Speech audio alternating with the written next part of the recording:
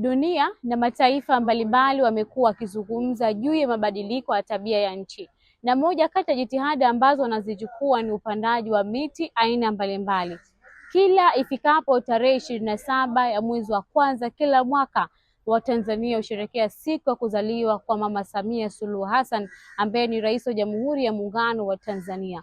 Na siku hiyo huadhimishwa kwa mambo mbalimbali ikiwemo upandaji wa miti, uchangiaji damu na mambo mengine mbalimbali. Na leo tutazungumza na vijana kutoka sehemu mbalimbali kujua, je, wanajuaje kwa kiasi gani umuhimu wa upandaji wa miti? Ni aina gani ya miti ambayo imepungua kwa kiasi kikubwa Zanzibar? Na je, ifikapo tarehe 27 wanapendelea kupanda aina gani ya miti? Hii ni Mnana TV na mimi ni Rayyan Hamadi. Kwanza, tuna faida ya upandaji wa miti ni kuweza kutunza mazingira, lakini kila penye miti huwa kuna hewa ambayo iliyokuwa nzuri kabisa. Kwa hiyo kupanda miti ni kuweza kutunza mazingira yetu na kuwa mazingira ambayo yalikuwa bora. Tunaona nchi nyingi zenye miti na sehemu ambazo zenye miti inakuwa na hali nzuri. Kwa hiyo kwa kweli ni kubwa ni kuweza kutunza mazingira yetu. Umuhimu wa kupanda miti upo kwa sababu unatuletea kivuli, mvua inanyesha sana,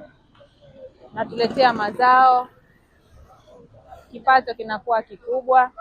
Faida mojawapo ambayo ni kubwa ni kuhakikisha tunapata hali ya hewa iliyokuwa nzuri, lakini pia hata majimvuli kwa niaba ya kuweza kupumzika.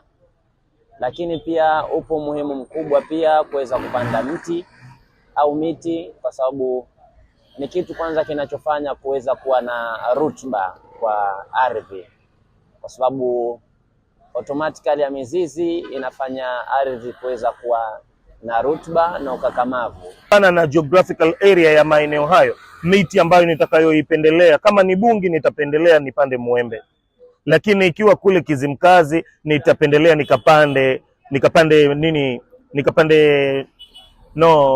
kwa Kizimkazi ningependelea nipande Mnazi.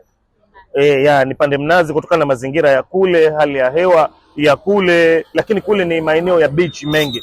Kwa Kizimkazi nipande Mnazi, lakini kwa pale Bungi nitapendelea nipande Mwembe, na nitajitahidi.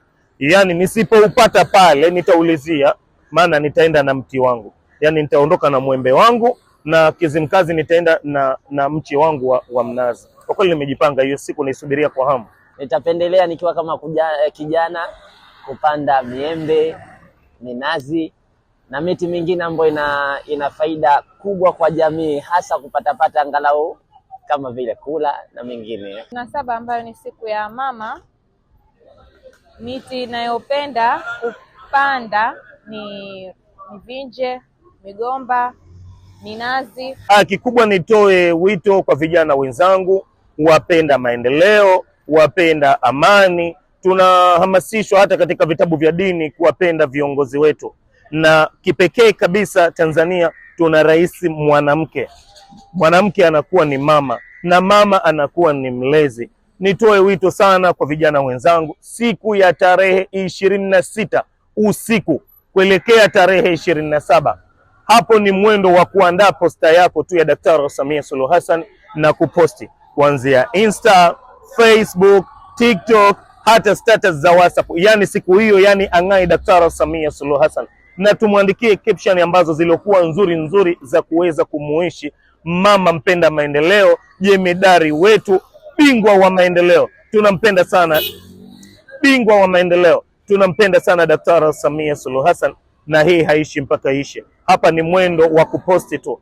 Mimi hapa nilipo tayari nina picha zaidi ya 10 za Dr. Samia Suluhu Hassan. Ni mwendo wa kumuishi tu Daktari Samia Suluhu Hassan. Na popote ulipo Daktari Samia Suluhu Hassan, mimi kama Dijong Alkasus Mamba na kutakia happy birthday, na tunakupenda na tupo tayari kukupigania, na hii haishi mpaka ishe.